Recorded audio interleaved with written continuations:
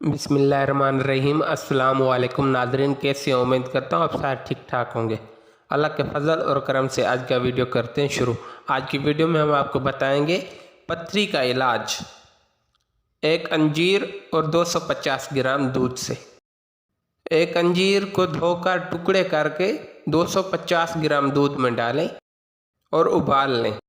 اس دودھ کو نیم گرم ہی گھونٹ گھونٹ کر کے پیتے ہوئے انجیر کے ٹکڑے خوب چبا کر رات کو سونے سے 1 گھنٹہ پہلے استعمال کرنے سے صبح پاخانہ کھل کر آتا ہے اور پتھری بھی کٹ کر پیشاب کے راستے نکلنے لگتی ہے۔ اگر آپ کو پتھری ہے تو آپ یہ سستا سا علاج کریں، ضروری نہیں ہے کسی بڑے ڈاکٹر کے پاس جائیں، زیادہ پیسے خرچ کریں۔ ایک انجیر اور 1 پاؤ دودھ گرم کر ابال کر کے یہ ضرور استعمال کریں۔